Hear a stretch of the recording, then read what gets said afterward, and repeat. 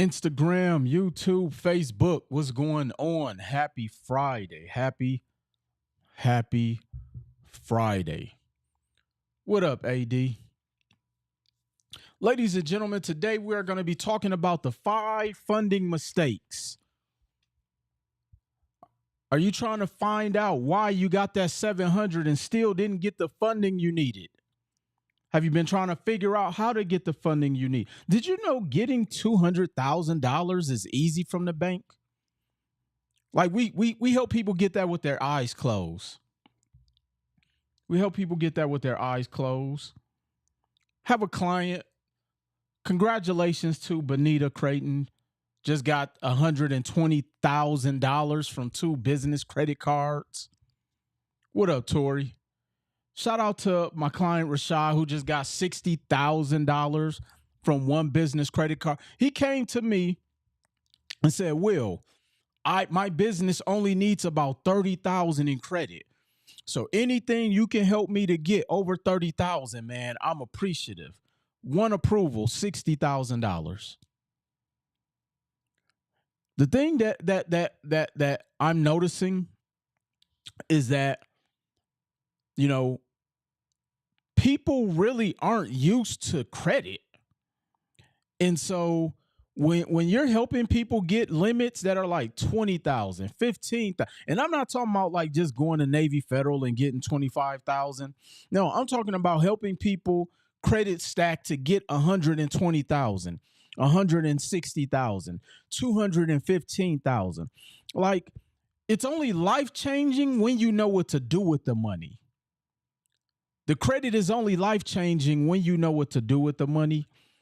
But today we're talking about 5 fatal funding mistakes. I'm going to talk about 5 things that is possibly preventing you from getting access to the funding that you need. I got Instagram, I got YouTube, I got Facebook. If you have a question, drop your questions in the chat. I'm answering all questions about funding. I'm answering all questions today about funding. Now, the beautiful thing about knowing this space, and a lot of you may or may not know, back in 2016, we actually started a program, a community called Credit to Cash, Easy Funding. I was actually the founder of that program. And the thing that, you know, that made that program wildly successful, what up, Rico, is because so many people didn't even know that you can utilize creative financing to fund your business. It's actually very powerful when you think about that strategy. What's the minimum credit score required? Some people say 680. I always tell people you want to be at least a 700. But if you have a 680, reach out to us so we can at least do a credit evaluation. Shoot me a direct message, and somebody from the team will reach out to you. And so a lot of people really didn't understand the power when it came to creative financing. Hold on, let me turn my Meta glasses off before they start chiming. And because so many people didn't understand the power of creative financing, they actually had an underestimation of what business funding is supposed to be utilized for or how to utilize it. Let me give you an example.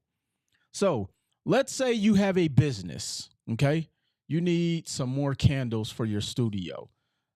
I actually do need to order some. I keep forgetting to go in order. So please send me your link. I will get that order in today.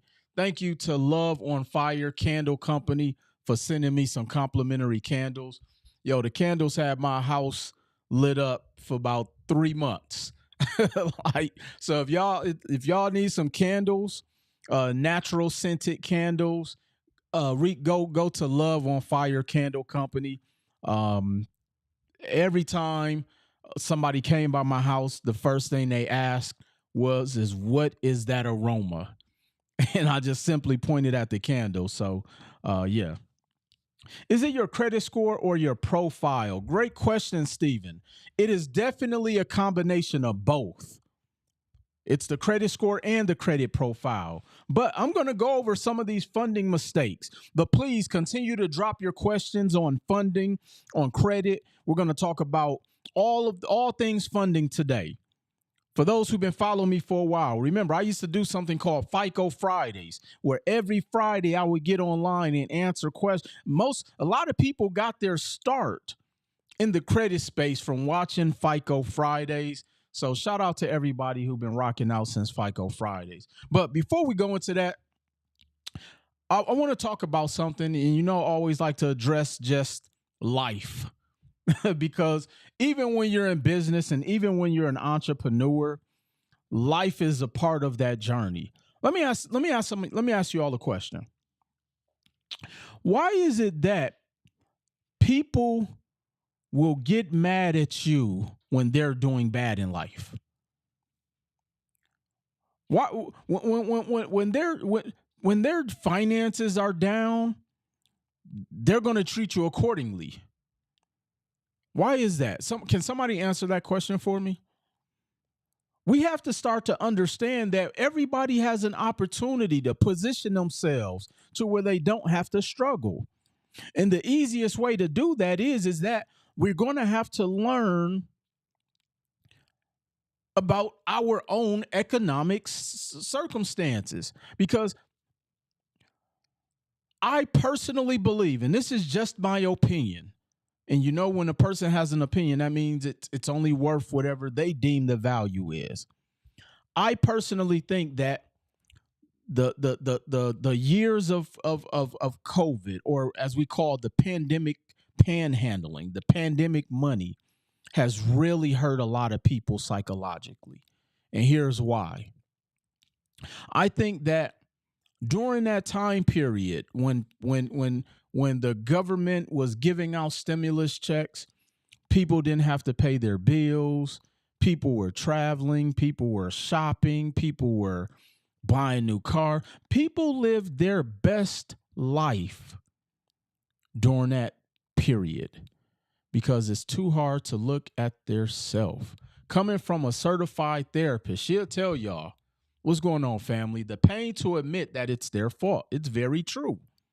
Which is what I'm going into right now. So during that period, during the pandemic, people actually got to live out a fantasy. People actually were rich during the pandemic. And I'm using rich in air quotes. Rich in the sense that was the most amount of money that some people had ever got to touch at one time. That was the most amount of money a lot of them had ever got to touch at one time. And so they were kind of thrown into a reality that was not their actual reality. And we're seeing the effects of it now. In this term that, my son just taught me, I'm seeing people crash out because they're not able to live the life how they used to live 3 to 4 years ago.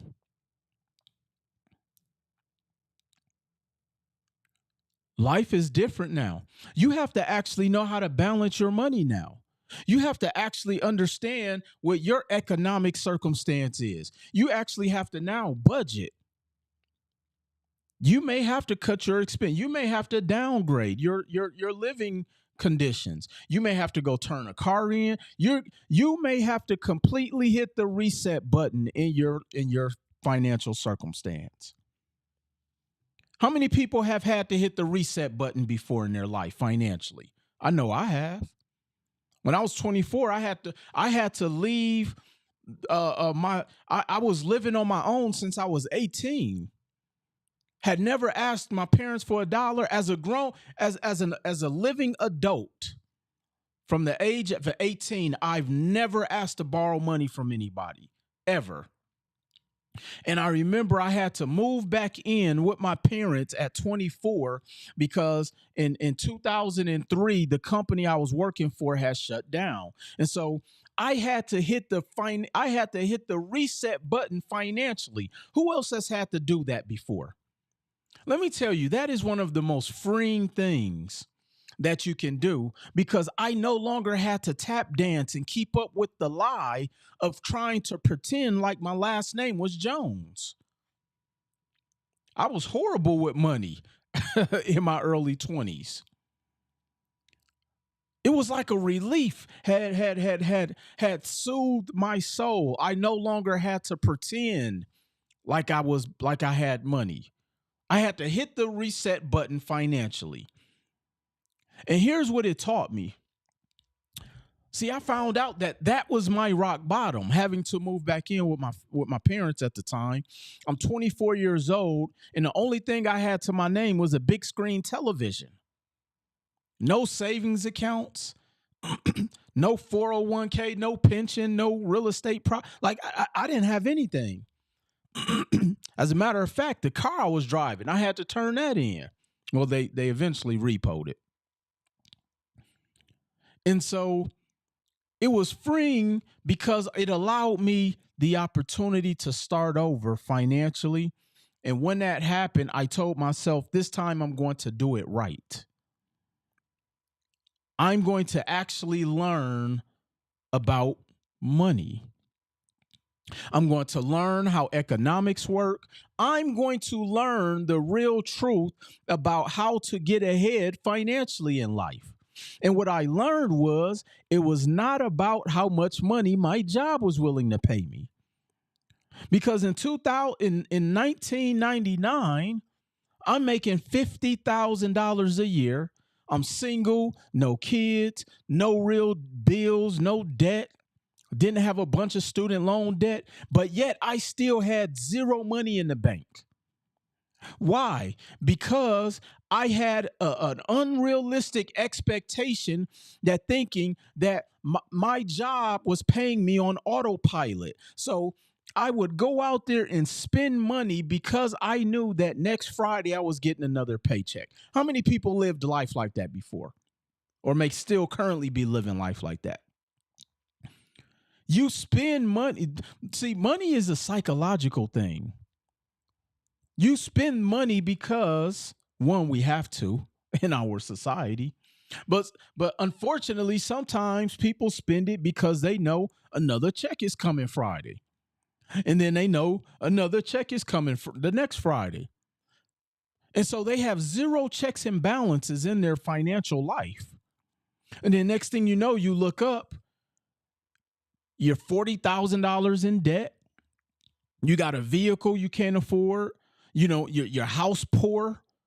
You done went on all of these trips and you got all of these pictures of these islands and mountains and caves and volcanoes that you've stood in front of. But you own nothing. Your business is failing. Your relationship is torn apart because of the finances. Appreciate that. Thank you. And so what do? And so once I was able to hit the financial restart button, I had hit rock bottom. I said, I'm going to make it my mission to learn how economics work. I'm going to make it my mission. And so I remember reading a book called The Creature of Jekyll Island. I came across a book called The Creature of Jekyll Island. Then I came across a book called Think and Grow Rich. The title tells you everything you need to know. Think and grow rich. It didn't say work. I've never read a book that said work hard and be rich or work and get rich. No, it's think and grow rich. Then I came across another book, Rich Dad, Poor Dad.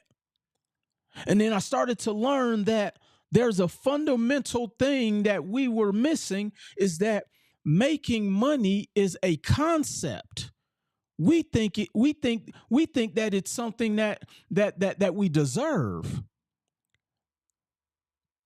Creating wealth is a concept. And when you think about what a concept is, it is a concrete strategy that is proven to work. And unless you are willing to go and follow the concepts, and most of them are abstract concepts, especially if you go read the book Creature of Jekyll Island, you minimize your chances of winning the game. You minimize your chances of winning. And so, as I started to read these books, The Creature of Jekyll Island, Think and Grow Rich, Rich Dad, Poor Dad, all of these books, The Richest Man in Babylon, I'm starting to learn that there's a pattern in all of these books that I started to read, and that everything is based around concepts that we have not been taught. And then as I started to get in my late 20s and early 30s, I started to learn that everything that we were taught was a lie. Everything we've been taught is a lie.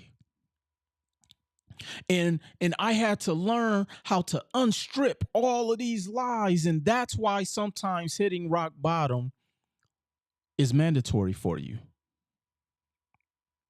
I remember I had a friend who got, well, I thought he was my friend, who got really mad because I said, I can no longer keep supporting your bad habits financially. And I told him, I said, maybe you need to hit rock bottom for you to learn your lesson. Why would I stop God's work? See, sometimes it's a part of your plan because that's what you need to humble yourself. Because some of us have been fake winning for so long, you need to be humbled. Some of you need to be humbled because the pandemic has made you think that you actually knew what it was that you were doing. So that's why I'm going to talk about the 5 fatal funding mistakes.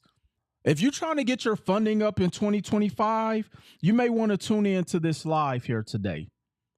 You may want to tune in to this live. We're going to talk about 5 funding mistakes and see how we can get you going and over this hump. So again, if you have any questions in regards to funding, business, drop it in the chat. So funding mistake number 1, you don't understand how debt to income ratio works. Did you know the bank does not care about your 750? The bank does not care about your 750 credit score. The bank doesn't care about your 800 credit score. The bank is looking at one of the data points that is, and one of those data points is called debt to income ratio. Type DTI in the chat for the 10, 15 people who watching. Type DTI in the chat. DTI stands for debt to income ratio. Can we use the funding that you're talking about to get a car? I wouldn't use a business credit card to buy a car. That would be diabolically insane to do that. DTI stands for debt to income ratio. So let me tell you how that works. Do you all know why I one of the things I offer for free is a comprehensive budget sheet? Because you won't even know what your DTI is if you don't know what your budget is. Meaning, do you, and I would love you all to answer this question if you can. Do you know what your gross income is, and do you know what your net income is? Do you know how much your monthly expenses are? Because how they determine your debt to income ratio, they take they take your gross income, and then they look at how much your monthly expenses are, and then they calculate that dollar amount to see how much disposable income you have that they feel is warranted, that will allow you to be able to pay back this credit that they're going to give you. That is how debt to income works. And so now, if your income is let's just say $5,000 a month, but your expenses are $4,900 a month, your debt to income ratio is at like a 90%. It's going to be very difficult to get an approval at a 90% debt to income ratio. And so I'm actually going to tell you what the DTI needs to be to get approved for a credit card. If you would like to know, type the number 1 in the chat. People tend to take it out on people closest to them in general. Absolutely. If you would like to know what the DTI or the debt to income ratio should be for your personal financial report card, type number 1 in the chat. I will tell you what your DTI needs to be, and then you just need to learn how to calculate it. That's what I'm saying. Like, to understand how to play the game of math of economics, you just have to know basic math. So when banks are underwriting, okay, when a bank gets your credit application, here's one of the reasons you're getting those low limits. When the bank looks at your credit application, they are looking at one of the factors being the debt to income ratio. And they typically, now your debt to income ratio is not credit utilization. It's a big difference. Debt to income ratio is not credit utilization. Those are two different things. Your debt to income ratio is your income versus expenses. Your credit utilization is your total utilization versus your total credit limits on revolving credit. And so when it comes to DTI, banks typically do not want you to exceed 36% of your gross income. So if your gross income exceeds more than 36% of your monthly gross expense, if your expenses exceed higher than 36% of your gross income, your credit approvals are going to be substantially lower, even if you have a 700 credit score. So banks are looking at your DTI, even for a mortgage. Mortgage, 43% DTI.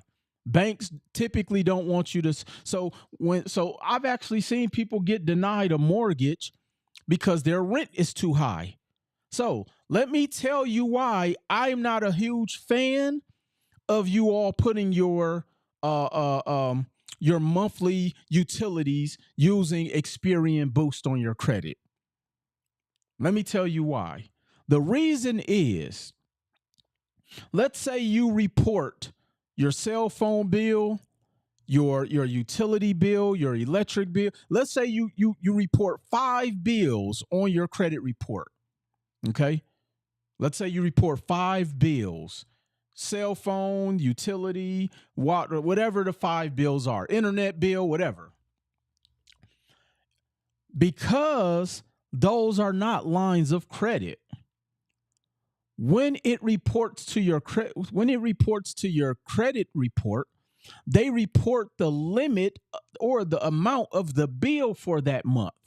So let's say, like right now, we're in the winter months across the country, and let's say typically your average bill for the winter time. Let's say outside of the winter time, let's say your average power bill or your gas bill, let's say it's $70. But because it's the winter time, it's $250. Now, let's say you're right on the cusp of an approval. What happens is now that gas bill is going to show a $250 debt on your credit report, thus increasing your debt to income ratio, because that is calculated as an expense. Same thing with your cell phone bill. Let's say you have a family plan and your family plan is $700. That's $700 report. So although they may show the payment history, because of the amount that's reporting, they actually factor in the total amount of the bill into your debt to income ratio. So I'm not a fan of Experian Boost. It's really just something they sell you for you to join Experian, so they have bodies to sell things to. I have what I consider high personal credit. I have to convert that to business. So, 5 funding mistakes. Top 5 fatal funding mistakes people make. Mistake number 1, not understanding how DTI or debt to income ratio works. Number 2, ignoring your personal credit and not knowing how business credit works. Mistake number 2, not ignoring your personal credit. Look, I don't care what nobody say. Can you go get business credit with having bad credit? You can, but but you're going to get approved for non-financial credit. Everybody type non-financial. You're going to get a non-financial credit card. That's the Staples card. That's the Home Depot card. That's the Floor and Decor card. That is the Amazon card. Those have zero financial gain to you. If you're not a contractor, if you're not a real estate investor, that Home Depot card means nothing. So yes, you can go get credit cards with bad credit, but they are going to be what is called non-financial credit cards. We want financial credit cards, something with a Visa, MasterCard, American Express logo on there. Those are the type of credit cards we want. And so if you're trying to get business credit, you have to have good personal credit. There's no way around that. Now, yes, you can go get a Sam's Club card, but $10,000 isn't going to grow your business. You're going to max it out. You can't buy a piece of property with a $10,000 Sam's Club card that you got just because. So we have to start to understand, and this is why I always ask every single client I work with, what is your end goal? Because I only want to put together a plan based upon whatever your end goal or the end goal that you have in mind. So your personal credit must be intact. You got to have a 700 credit score. You have to. Next, credit inquiries makes a big deal. Now, to my knowledge, we are one of the few companies that can dispute credit inquiries on open accounts. A lot of companies, they just say, hey, here's an ebook. You can only dispute the ones that are denied accounts or accounts that are not tied to an open account. We can dispute inquiries on open accounts. Very few companies that I've come across that can do that. So much to the point, and it's such it's one of our most popular products, the inquiry removal, that I came out with a product where we will dispute your inquiries unlimited number of times throughout the year for a flat fee, which if you apply for a lot of credit, it's definitely worth it. Or if you want to do it a few at a time, we also can dispute your credit inquiries, but we're one of the few. Just had a client who reached out.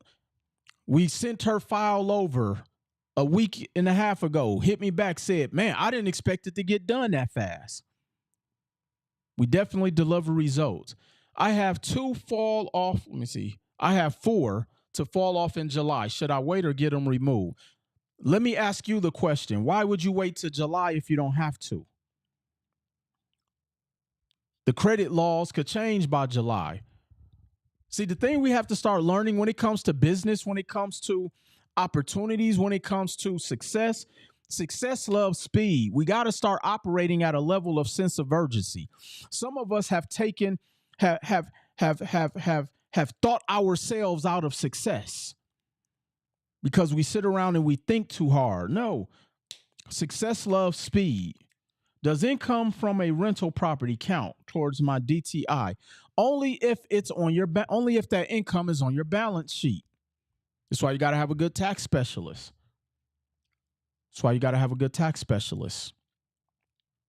So your credit score does matter if you are trying to get substantial business funding, if you're trying to get financial business funding, meaning credit cards with the MasterCard, Visa, or Amex logo on there. We're not talking about Homes Depot, Lowe's, etc. The second half of that, your business credit matters. Not just Dun and Bradstreet. The banks don't care about a paydex score. The banks care about your FICO SBSS. The banks care about your experience in business. The banks care about your your SBFE, Small Business Financial Exchange. That's what the banks care about. And I tell people, if you want to, banks give money to people who they see who have access to credit. I'm a huge component is if you have a business, if you have an LLC and you want to put your business funding journey on steroids, I tell people you need to add trade lines to your company. We can add trade lines to your business, anywhere from 80,000 all the way up to 200,000. So now imagine going into Chase, where they're going to pull Experian Business, and they see you have a line of credit on there for $50,000 already. Imagine going to American Express. Imagine going to one of the banks. Imagine going to a credit union where they pull from Small Business Financial Exchange, because that's where most credit unions pull from. And they see you have a line of credit on there that's reporting for $80,000 already. Powerful. Powerful. How can I get your access to your trade lines? Mark Trillion, send me a direct message. We can get that set up for you. See, one of the reasons why I've been so good at understanding business funding and why companies who make $7-8 million bring me on as their financial consultant to help them source capital is because I understand underwriting. I can't tell y'all how many banks have offered me high-level positions in their underwriting department. They can't pay me enough, though, because I understand underwriting. I've been in this industry for almost 20 years. How do we purchase the trade lines? I went through your credit repair program already. Shima is Empress. Send me a direct message. I'll have somebody from the team reach out to you. But the underwriting, the underwriting hack is business credit trade lines. And it's something that a lot of people don't talk about or offer. I'm telling you, every company I set up, every single LLC I set up, I add business funding, I add business credit trade lines to them.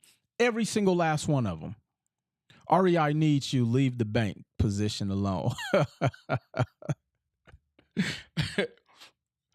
Y'all know how many banks have tried to offer me underwriting positions for their banks? Because I understand, because underwriting is all math. It's all math. I'm going to get to some of the other reasons why people don't get the approvals they want, because of some of the things that people don't have when they go to apply. Because getting business credit cards is one thing. Getting a business line of credit, that's where that's the real business funding, because the terms are different. You can walk in the bank and actually withdraw the cash. So the two credit hacks that people grossly underestimate. One, you got to have personal good credit. Keep those inquiries clean. I literally have clients who come to me every 90 days to clean up their inquiries. Every 90 days. And your business credit profile needs to be dense enough. Most of you are going in there thinking you're going to get a $50,000 credit card, but your highest credit limit on your business is like $3,000. No bank is going to give, because banks look at what is called comparable trade lines. Type in the chat comparable trade lines. So if all you have is a $3,000 credit card, they're not giving you a $50,000 approval. And this is why people come and work with me, because I put them in position to get $60,000 approvals. Let me see if I can pull up a message from my client just got today, because I want y'all to see this. Where is it at?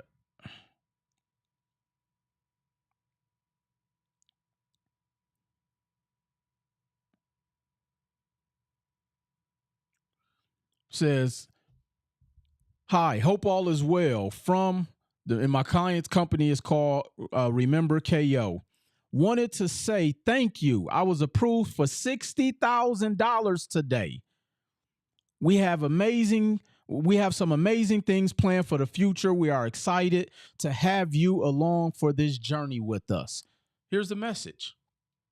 I know you can't see it probably, but one approval for 60,000, that's not normal. And I'm not talking about a net 30 card, because a lot of these approvals that people are showing you all, they're net 30 cards. Or they show you their American Express with no limit. Yeah, but you got to pay that back all at once. What if you already have high limit of 12,000? Fit Foodie Facts. Well, keep in mind that's still a comparable trade. So if your highest limit is 12,000, when you go to the bank to try to get a stronger approvals, what do you think you're going to get approved for? Around $12,000. See, here's the thing that I've learned, or one of the many things I've learned about life.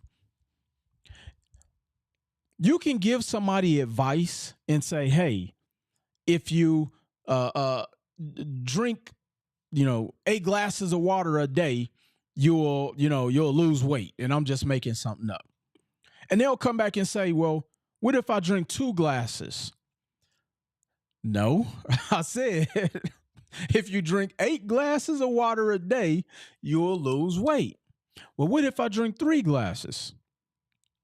So my point to that story is, if you want to put getting business funding on steroids, you have to be able to play the game in order to get to that position. And I understand why we want to do the 3 glasses instead of the 8, or why sometimes it's hard for us to fathom to be able to play the game to get the big boy results.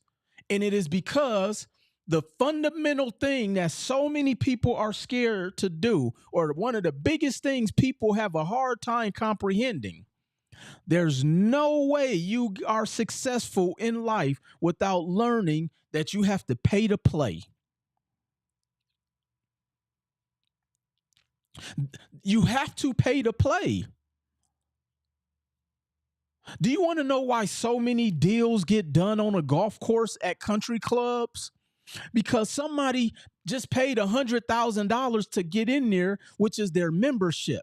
And that membership puts them in front of other playmakers who are looking to spend money on your idea. So could you imagine you're saying, oh, I want to be a millionaire.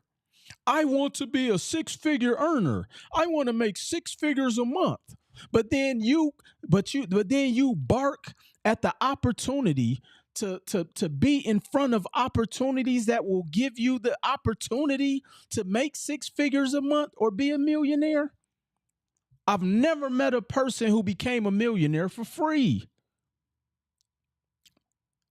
So until we grasp the concept, forget what your uncle told you, forget what your mama told you, forget what them broke people on your block told you, you have to pay to play in business.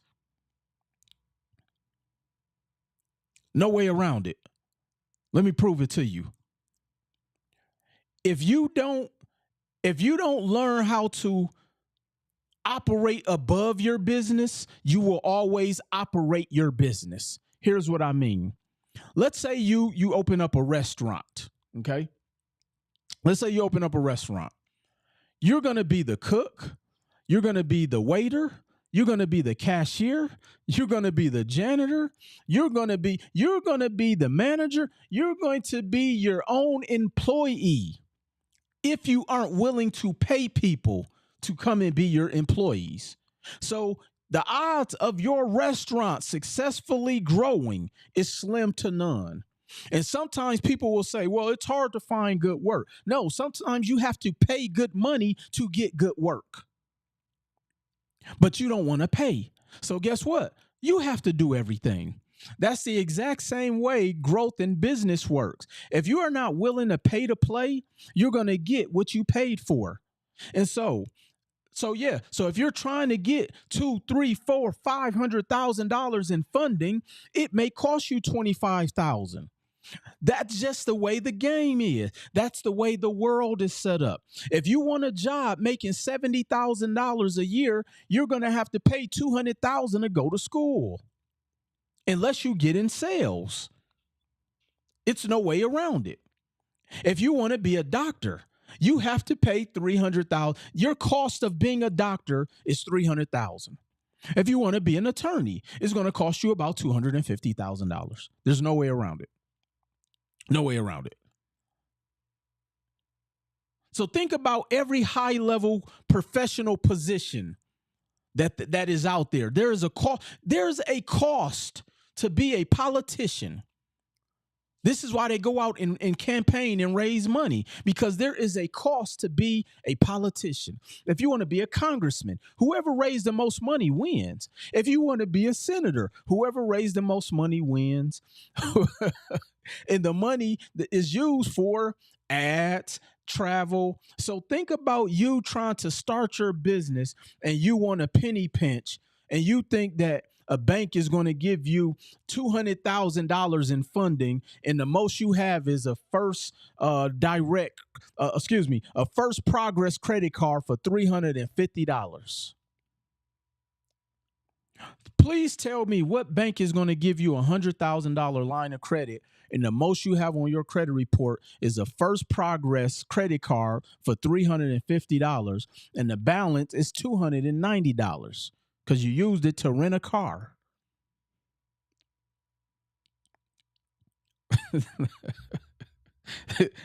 That's how this game goes, unfortunately. You got to pay to play.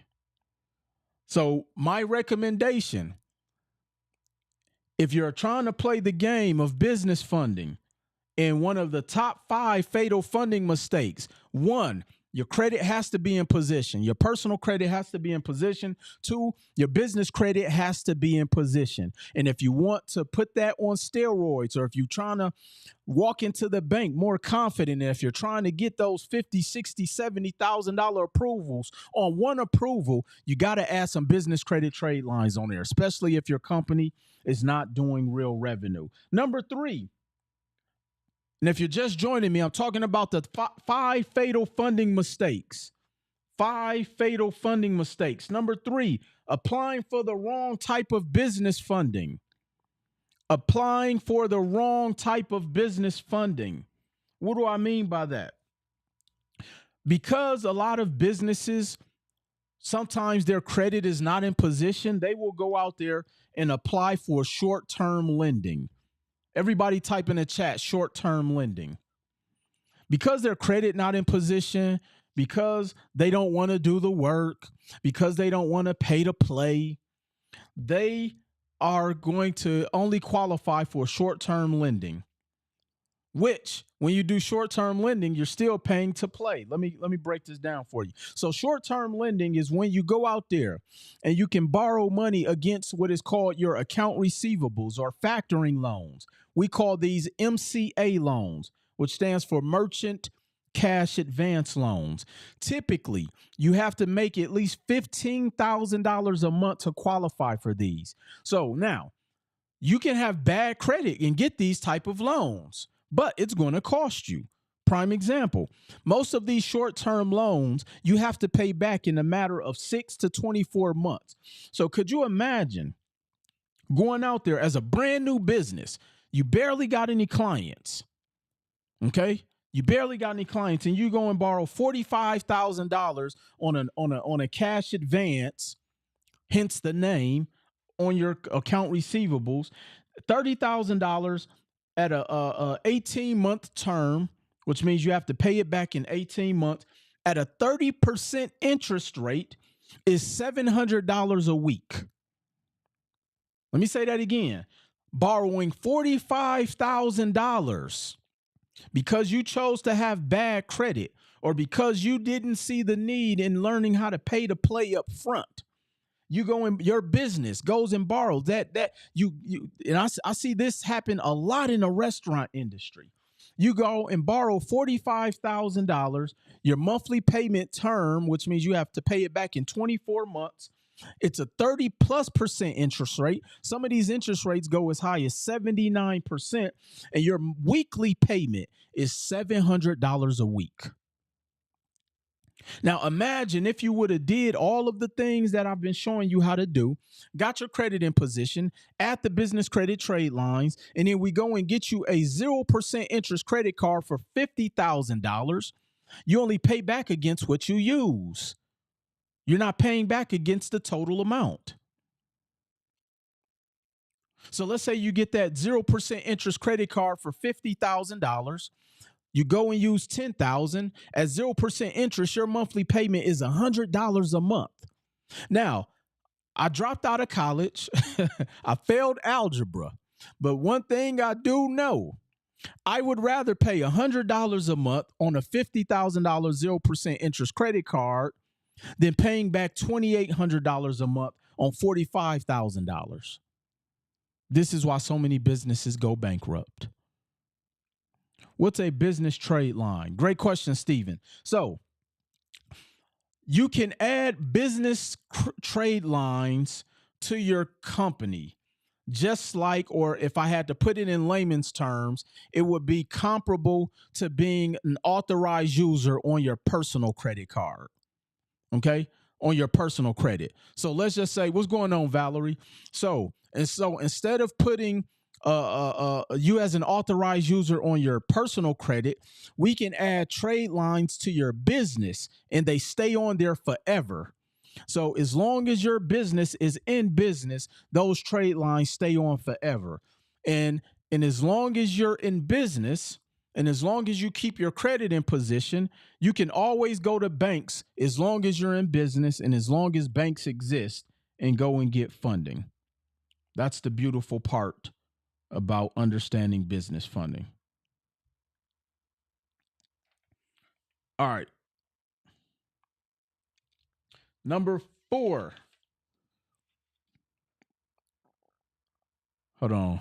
Shout out to my brother Jacob. He just hit me, said, man, it ain't hot in Vegas. Not in January, bro.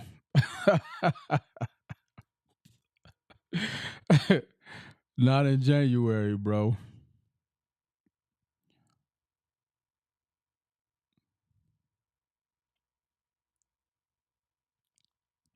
All right. So, number 4, not knowing what banks want. You need to know what the banks want. Okay. So now, when it comes to business credit cards, banks will take what is called stated income. Okay. When it comes to business credit cards, banks will take stated income. When it comes to business lines of credit, let me tell you some of the things that the banks will ask for. They're going to ask for a business, your P&Ls, which stands for profit and loss statement. They can ask you for a personal financial statement, which is going to detail so that they can calculate your debt to income ratio. And then they may ask you for what's called a debt schedule. Everybody type in the chat, debt schedule.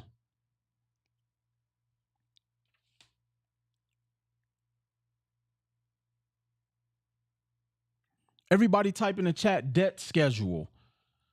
If banks, when you apply for a business line of credit, a bank will ask you to fill out a debt schedule.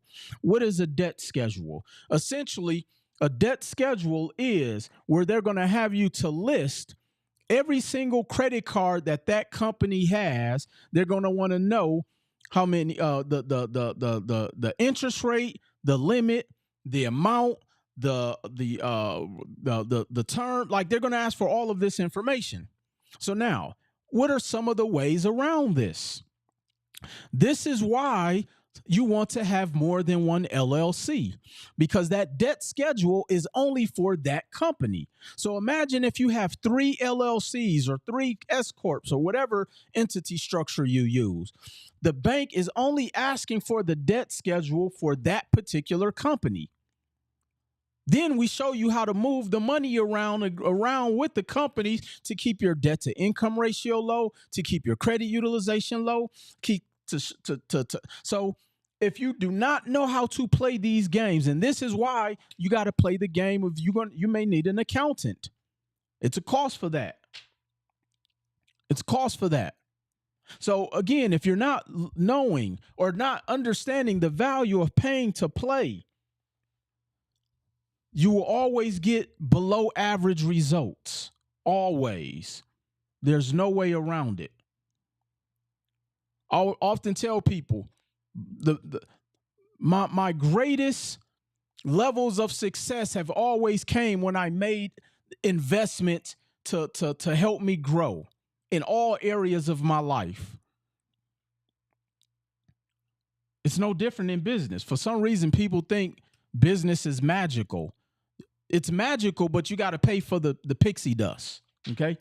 Number 5, not knowing how to deploy your funds. I mean, so many people who get access to funding and they trick it off.